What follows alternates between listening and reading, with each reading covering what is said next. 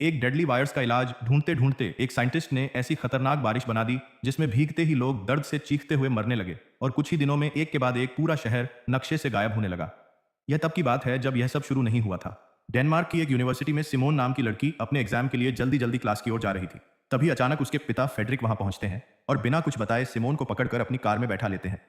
Car में पहले से ही सिमोन का छोटा भाई रेशमस और उसकी मां बैठे हुए फेडरिक बेहद घबराया हुआ था और बिना कुछ समझाए कार को बहुत तेज चलाने लगा। वह उन्हें जंगल के अंदर बने एक गुप्त बंकर की ओर ले जा रहा था जिसे उसकी कंपनी अपोलो ने तैयार किया था। मौसम भी तेजी से बिगड़ रहा था और लगता था कि किसी भी वक्त बारिश शुरू हो जाएगी। इसी बीच फेडरिक की तेज रफ्तार के कारण आगे कुछ गाड़ियों का एक्सीडेंट हो गया जिससे सड़क पूरी तरह ब्लॉक हो गई। लोग गुस्से में फेडरिक से बहस करने लगे लेकिन उसे किसी की परवाह नहीं थी। उसने तुरंत अपनी फैमिली को कार से उतारा और उन्हें लेकर भागते हुए जंगल के अंदर घुस गया। वहां पहुंचते ही आसमान से बारिश की पहली बूंदें गिरनी शुरू हो गई थी। फेडरिक ने जल्दी से अपने फिंगरप्रिंट से बंकर का लॉक खोला और सबको लेकर अंदर चला गया। अंदर पहुंचकर सिमोन और रेशमस दोनों हैरान थे कि आखिर उनके पिता उन्हें यहाँ क्यों लाए हैं। बंकर में हर जरूरत का सामान था, कई सालों तक के लिए खाना पानी और एक खुद का एयर प्रोसेसिंग सिस्टम भी। सिमोन अपने पिता से सवाल करने ही वाली थी कि तभी फेडरिक ने प्रोटेक्टिव सूट पहना और बाहर जाने की तैयारी करने लगा। वह बस इतना कहता है, जब तक मैं वापस ना आ जाऊं कोई भी बंकर से बाहर नहीं जाएगा। सिमोन उसे रोकने की कोशिश करती है और सच्चाई जानना चाहती है। तब फेडरिक बताता है कि बाहर हो रही बारिश में एक बहुत खतरनाक वायरस फैल चुका है। जो भी उसके संपर्क में आता है वह कुछ ही सेकंड में दर्द से तड़प कर मर जाता है। फेडरिक ही एकमात्र व्यक्ति था जो उसका इलाज ढूंढ सकता था, इसलिए उसे तुरंत कंपनी के हेडक्वार्टर जाना था। जाते जाते वो सिमोन से कहता है कि रेशमस का खास ध्यान रखना क्योंकि आने वाले वक्त में वही सब कुछ बदल सकता है। सिमोन को अब भी कुछ समझ नहीं आया था, पर फेडरिक बंकर छोड़कर चला गया। थोड़ी देर बाद सिमोन ने अपने फोन पर इंटरनेट खोला और जैसे ही खबरें देखी उसके होश उड़ गए। हर जगह मौत, तबाही और डर के दृश्य थे। लोग सड़कों पर गिर रहे थे, चिल्ला रहे थे और बारिश में तड़प कर मर रहे थे। सिमोन ने डरते हुए अपने भाई से बातें शुरू की। तभी उनकी मां बोली कि वे लोग अभी सेफ हैं लेकिन चाहे कुछ भी हो जाए बाहर नहीं जाना है। वे अभी बातें ही कर रहे थे कि अचानक बंकर के दरवाजे पर कोई जोर जोर से नॉक करने लगा। रेशमस को लगा कि शायद पापा लौट आए हैं। मां ने उसे मना किया पर उसने बात नहीं मानी और बंकर का दरवाजा खोल दिया। जैसे ही दरवाजा खुला, बाहर बारिश से भीगा हुआ एक आदमी गिर पड़ा। उसकी त्वचा जल रही थी और वह तड़पता हुआ रेशमस को बाहर खींचने की कोशिश करने लगा। मगर तभी रेशमस की मां ने तुरंत रेशमस को अंदर खींच लिया और खुद उस आदमी को धक्का देते हुए बारिश में चली गई। बारिश में भीगते ही वह खुद भी इन्फेक्टेड होकर तड़पने लगी। बावजूद इसके उसकी सबसे बड़ी चिंता सिमोन और रेशम्स के लिए थी। उसने दोनों से कहा कि एक दूसरे का ध्यान रखें। इसके बाद सिमोन भी रोते हुए दरवाजा बंद कर अंदर चली गई और अपने पिता फेडरिक को कॉल करने की कोशिश करने लगी। लेकिन उसका फोन फेडरिक के फोन से कनेक्ट नहीं हो रहा था, जिससे उसका डर और बढ़ गया। उसी समय उसे फेडरिक की बातें याद आई जब उसने कहा था कि सिमोन को रेशमस के सामने सब सामान्य दिखाना चाहिए। इस याद के सहारे सिमोन ने खुद को संभाला और बंकर के सारे सिस्टम्स को चेक करना शुरू किया। उसे पता चला कि उनके शहर में और भी कई ऐसे बंकर मौजूद थे जिन्हें अपोलो कंपनी ने बनाया था। सिमोन ने उन बंकर से कांटेक्ट करने की कोशिश की लेकिन कोई फायदा नहीं हुआ। इसी दौरान उसने बंकर में उपलब्ध सामान देखते हुए एक रेडियो खोज लिया। रेडियो की मदद से उसने एक आदमी से कांटेक्ट किया जो अपने घर के बेसमेंट में छुप कर रह रहा था। बाहर के हालात बेहद खतरनाक थे और कई लोगों को पास के हॉस्पिटल में शिफ्ट किया जा रहा था ताकि ह्यूमंस की जान बचाई जा सके। सिमोन ने उस आदमी को फेडरिक का नंबर देकर कॉल करने को कहा, लेकिन उसके कोशिश करने के बावजूद फेडरिक से कांटेक्ट नहीं हो पाया। सिमोन को लगा कि शायद फेडरिक भी मर चुका है क्योंकि बाहर जीवित रहना लगभग नामुमकिन था। तभी अचानक पूरे शहर में लाइट चली गई जिससे सिमोन का रेडियो कनेक्शन टूट गया और अब वह अकेले बंकर में रेशमस का ध्यान रखने लगी। एक हफ्ते बीत जाने के बाद भी जब फ्रेडरिक वापस नहीं आया तो सिमोन ने हिम्मत करके बाहर जाने की योजना बनाई। उसने रात में पीपीई किट पहनकर बंकर के गेट तक पहुंची, लेकिन तभी उसे अपनी मां के मरने के विजन्स दिखाई देने लगे। डरकर वह तुरंत वापस बंकर में आ गई। रेशमस भी उसे बाहर जाने नहीं देना चाहता था क्योंकि वह समझ चुका था कि बाहर का खतरा बहुत बड़ा है। इस तरह धीरे धीरे एक महीना बीत गया। इस दौरान सिमोन को कई बार रेशम्स का ध्यान रखने में कठिनाई हुई, लेकिन उसने पूरी कोशिश की कि वह एक अच्छी बहन साबित हो और उसके भाई की देखभाल करे। साथ ही वह बंकर में मौजूद सभी संसाधनों और सिस्टम्स के बारे में भी सीखती गई। इसी दौरान उसे याद आया कि कुछ समय पहले रेशमस को एक अजीब सा वायरस हुआ था जिसके बारे में किसी को जानकारी नहीं थी। उस समय फेडरिक ने खुद एक एंटीटोड तैयार किया और रेशमस को दिया। बाद में फेडरिक की कंपनी को भी इस वायरस की जानकारी मिली और उन्होंने फेडरिक से पूरी रिपोर्ट सबमिट करने को कहा। सिमोन को शक होने लगा कि शायद यह वायरस फेडरिक ने ही बनाया होगा। अब तक लगभग 6 साल बीत चुके थे, लेकिन फेडरिक के बारे में सिमोन को कोई जानकारी नहीं थी। रेशमस भी अब बड़ा हो चुका था और बाहर जाकर खाने की तलाश करना चाहता था क्योंकि बंकर में उनका खाना बहुत कम बचा था। सिमोन ने पहले तो मना किया, लेकिन फिर सोचा कि खुद जाकर खतरे का जायजा लेना जरूरी है। रात के समय जब रेशमा सो गया, सिमोन ने पीपीई किट पहनकर बंकर के बाहर निकलने का फैसला किया। बाहर निकलते ही उसे अपनी मां के विजन्स दिखाई देने लगे, लेकिन इस बार उसने खुद को संभाला और आगे बढ़ी। बाहर आकर उसने देखा कि उसकी मां का शरीर अब केवल कंकाल बन चुका था। पास में एक हिरण खड़ा था जिसे देखकर सिमोन आगे बढ़ी। सड़क पर कई कारें खराब हालत में पड़ी थीं और चारों तरफ जंगल उग चुका था। सिमोन ने उन चीजों पर ध्यान नहीं दिया और अपने उद्देश्य की ओर बढ़ती रही। वह उस हॉस्पिटल तक पहुंची जहां लोगों को सुरक्षित रखा गया था। कई बार आवाज लगाने के बाद भी वहां कोई रिस्पांस नहीं मिला। फिर जब सिमोन अंदर जाकर देखती है तो वहां का नजारा पूरी तरह से तबाही में बदल चुका था। चारों तरफ हर चीज बर्बाद पड़ी थी और जमीन पर जगह जगह लोगों की लाशें बिखरी हुई थीं। तभी अचानक से उसके सामने एक भेड़िया आ जाता है। डर के मारे अपनी जान बचाने के लिए सिमोन पास वाले एक कमरे में जाकर छिप जाती है। कुछ देर बाद जब बाहर सब शांत हो जाता है तो वह धीरे धीरे बाहर निकलती है और वापस अपने बंकर में लौट आती है।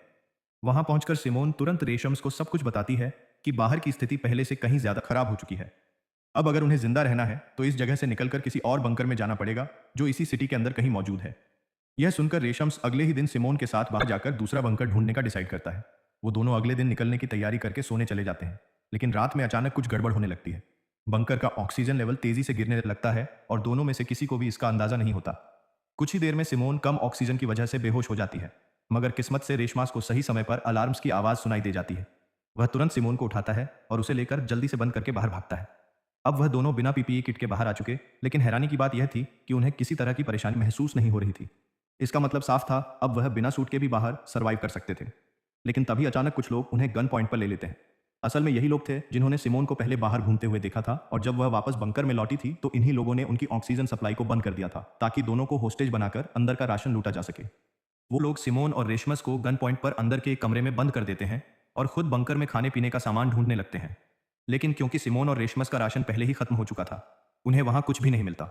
यह देखकर उनका लीडर मार्टिन गुस्से में आकर सिमोन और रेशमस को बंद करके वहां से जाने लगता है। अब अगर वह अंदर ही बंद रहते तो उनकी जान पक्की चली जाती। इसलिए सिमोन एक गिलास पर लिखकर बताती है कि उसे पता है कि खाने का स्टॉक कहां मिल सकता है। इतना लिखने के बाद वह जानबूझकर उस पैड को तोड़ देती है जिसमें बाकी बंकर्स का नक्शा था। अब मार्टिन के पास कोई और चारा नहीं था, क्योंकि अगर उसे राशन चाहिए था तो उसे सिमोन और रेशमस को बाहर निकालना ही पड़ेगा, क्योंकि बाकियों की लोकेशन सिर्फ सिमोन के दिमाग में थी। इसी बीच मार्टिन की नजर सिमोन पर जाती है और वह अपने पुराने दिनों को याद करने लगता है जब वह एक सोल्जर हुआ करता था। उस वक्त उसे आदेश मिला था कि वह एक ब्रिज पर तैनात रहकर उस शहर से किसी को भी बाहर जाने ना दे ताकि इन्फेक्शन फैल ना सके। अगर आप यहां तक पहुंच चुके हैं, इसका मतलब आपको कहानी अच्छी लग रही है, इसलिए एक लाइक और सब्सक्राइब तो बनता है। लेकिन एक दिन ड्यूटी के दौरान मार्टिन को एक औरत दिखती है जो अपने बच्चे को गोद में लेकर ब्रिज के नीचे से दूसरी तरफ जाने की कोशिश कर रही थी। मार्टिन उसे रोकने के लिए हवा में कई शॉट्स फायर करता है, लेकिन वह औरत नहीं रुकती। वो हिम्मत से शहर के बाहर निकल जाती है। उस वक्त मार्टिन ने उस पर दया दिखाई थी, इसलिए उसने उसे गोली नहीं मारी। कुछ देर बाद उसके साथियों ने उसे पार्क के टेंट में बुलाया जहां सब सोल्जर्स रह रहे थे। वहां जाकर मार्टिन को पता चलता है कि वही औरत जिसे उसने जाने दिया था दरअसल इन्फेक्टेड थी, और उसके जाने के बाद से टेंट में मौजूद कई लोग इन्फेक्शन की वजह से मर चुके थे। यह सुनकर मार्टिन टूट जाता है। उसके आखिरी साथी की मौत के साथ ही उसका सब्र भी खत्म हो जाता है।